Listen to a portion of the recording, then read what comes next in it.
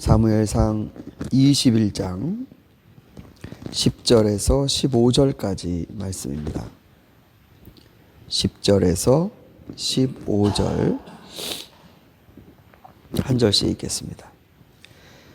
다윗이 거기를 떠나 그날로 사울에게서 도망하여 가드 왕 아기스에게로 갔다.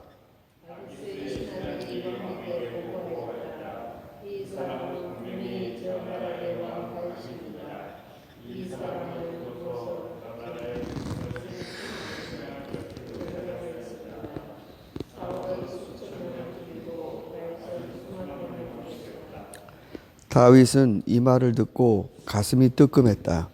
그는 가드 왕 아기스 옆에 있는 것도 안전하지 못하는 생각이 들었다.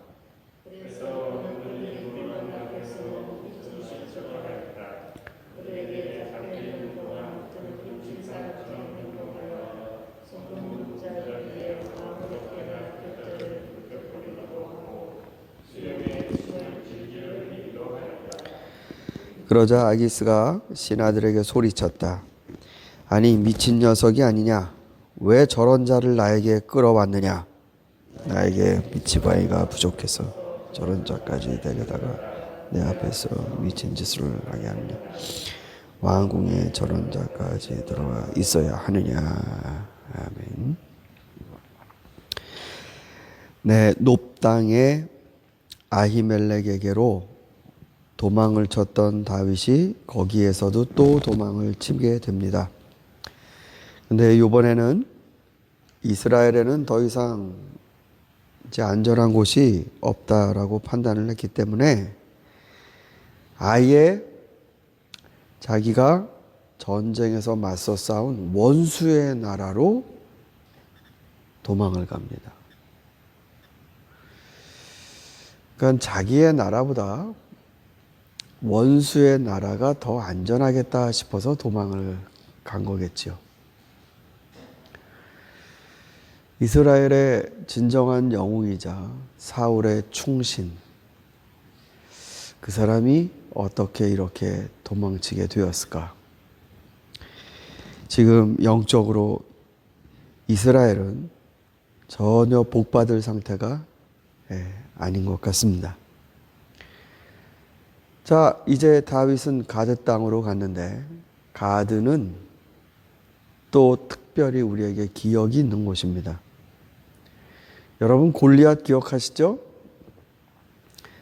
골리앗이 가드 땅 사람입니다. 그러니까 좀 시간이 지나긴 지났죠. 그때 이제 어린 홍안의 소년으로 골리앗과 싸웠는데 그때에서부터 이제 한 3, 4년이 흘렀다. 혹은 뭐 3, 4년이면 성장기에 있는 사람 얼굴이 달라집니다. 못 알아볼 정도로 되지요. 훌쩍 커버리고. 아마 다윗은 내가 가드 땅에 가도 나를 알아보는 사람이 없을 것이다 라고 생각을 했겠지만 신하들 중에는 다윗을 알아보는 사람이 있었습니다. 그래서 이 사람은 우리나라에 정말 위험한 인물입니다. 왕에게 그렇게 보고를 했죠. 그러자 다윗은 너무 기대하지 않았던 위험이 또다시 닥쳐와서 자신이 생각해낸 방법이 미친 척을 하며 살아가는 겁니다. 침을 질질 흘리고 이 턱수염도 뭐 깎지 않아서 뭐 잔뜩 더부룩한데 그 사이로 침이 흘리고 벽에다가 무슨 극적극적 글씨를 썼다가 뭐 이상한 척을 막 하면서 살아갑니다. 그래서 이 왕은 미친놈 아니냐? 쫓아내라. 이렇게 명령을 내렸습니다. 도대체 다윗은 자신의 인생에서 이 시기를 어떻게 해석할까요?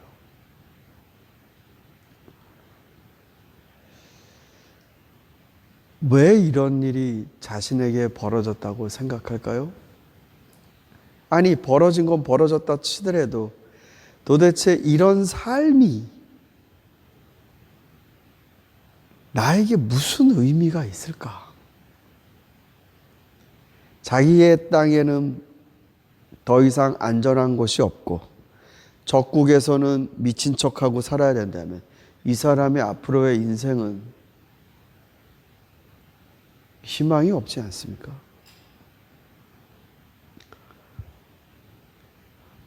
이때 다윗이 지은 시가 있습니다. 여러분 시편 34편을 한번 보겠습니다.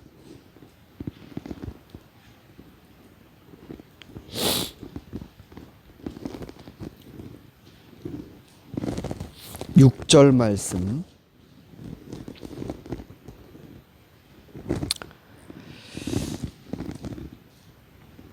이 비천한 몸도 부르짖었더니 주님께서 들으시고 온갖 재난에서 구원해 주셨다.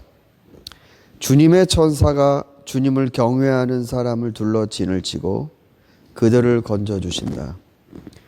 너희는 주님의 신실하심을 깨달아라. 주님을 피난처로 삼는 사람은 큰 복을 받는다. 이게 다윗이 이 시기에 지은 시입니다. 다윗은 이 시기에 왜 이런 일이 벌어지는가? 벌어졌어요. 무슨 이유가 있든지 벌어졌어요. 그럼 이 시기를 어떻게 나는 살 것인가? 이유야 내가 알지 못한다 치더라도 어떻게 이런 시기를 살 것인가? 그게 바로 이 시편에 녹아져 들어 있습니다. 이 다윗의 시편은 보통 시편이 아닙니다. 여기서 보시면 이 비천한 몸도 부르짖었더니라고 되어 있습니다. 다윗은 이런 도망자의 삶을 살아가면서 부르짖는 것을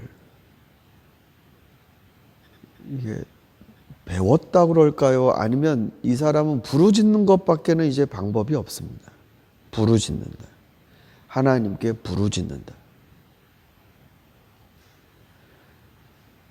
위에 좀 우리가 띄엄띄엄 읽었습니다만 4절도 보시면 내가 주님을 간절히 찾았더니라는 말도 나와요. 그러니까 이 시기에 이스라엘에서도 살 곳이 없고 적국에서는 미친 척하고 살아야 되는 이때에 자신의 목숨은 이제 하나님께 부르짖는 수밖에 없어요. 이건 뭐 대충 부르짖는 게 아니죠. 주님, 내 앞에 있는 사람이 저를 알아보고 저 사람이 신고만 하면 제 목숨은 끝납니다. 그런 절체절명의 순간들이 계속 있습니다. 그때 하나님 앞에 간절히 주여 저를 도우소서. 주님, 저는 지금 정말 아침에 잠깐 내린 이슬 같습니다. 주님, 저를 도우소서. 그런 마음으로 그렇게 살았던 거예요. 그런 마음으로. 도망을 치면서 하나님 앞에 그런 마음으로 주님이 지금 저를 지켜주시지 않으시면 전 지금 죽습니다. 하나님 그거 훈련을 시키셨습니다. 그래서 다윗이요, 이 시편에서 이런 말을 해요. 젊은이들아, 와서 내 말을 들어라. 주님을 경외하는 길을 너희에게 가르쳐 주겠다. 인생을 즐겁게 지내고자 하는 사람, 그 사람은 누구냐? 좋은 일을 보면서 오래 살고 싶은 사람, 그 사람은 또 누구냐? 내 혀로 악한 말을 하지 말며 내 입술로 거짓말을 하지 말아라. 악한 일은 피하고 선한 일만 하여라. 평화를 찾기까지 있는 힘을 다하여라. 주님의 눈은 의로운 사람을 살피시며 주님의 귀는 그들이 부르짖는 소리를 들으신다. 주님의 얼굴은 악한 일을 하는 자를 노려보시며 그들에 대한 기억을 이 땅에 지워버리신다. 의인이 부르짖으면 주님께서 반드시 들어주시고 그 모든 재난에서 반드시 건져주신다. 의인이 부르짖으면 반드시 들어주신다라는 걸 다윗은 확신 있게 얘기합니다. 반드시 들어주신다. 근데 누가 부르짖어요? 의인이 부르짖으면요. 의인이. 그래서 다윗은 도망을 다니면서 하나님께 부르짖는데 자신이 하나님의 이름을 부를 때에 주님이 나에게 응답하실 수 있도록 비록 도망치는 삶이지만 의롭게 살려고 발버둥칩니다. 여러분이 아시다시피 다윗은 사울을 죽이지 않습니다. 악한 일을 하지 않습니다. 하나님께 부르짖는다는 건 목소리만 드립다 높인다는 게 아닙니다. 하나님 내 음성을 듣게 하시기 위해 내가 거짓을 멀리하고 선을 행하기에 전념해서 하나님 저를 보아주십시오. 저는 이 악한 상황에도 선하게 몸부림치고 있습니다. 저를 보아주십시오. 사랑하는 성도 여러분, 기도를 위해서라도 의롭게 살려고 노력하는 이 다윗이 새벽에 기도하시는 여러분에겐 너무나 좋은 그림이라 생각합니다. 여러분, 부르짖는다는 건 상황이 다급하면 어쩔 수 없이 나오는 행동이기도 하지만 다윗은 지혜로운 사람입니다.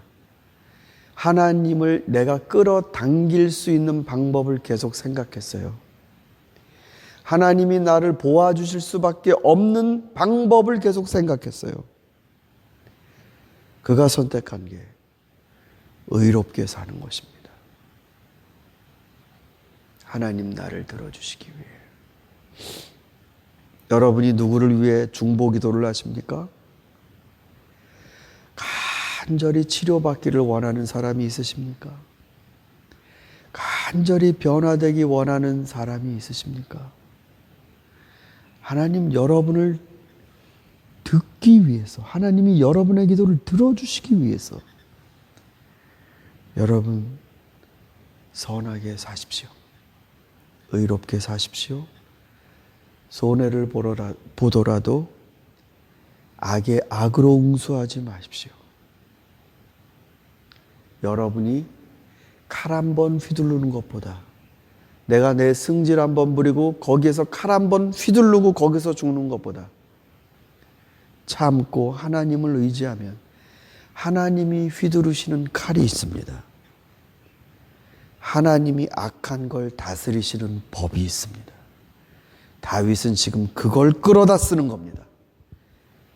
내 칼 한 번 휘두르겠다는 게 아니라 하나님이 나를 위해 일하시게끔 자신은 하나님 앞에 의로운 자로 살아가기를 전념합니다. 오늘 이 지혜와 이 모습이 저와 여러분에게 살아있기를 주님의 이름으로 간절히 축복드립니다. 우리 함께 기도하겠습니다.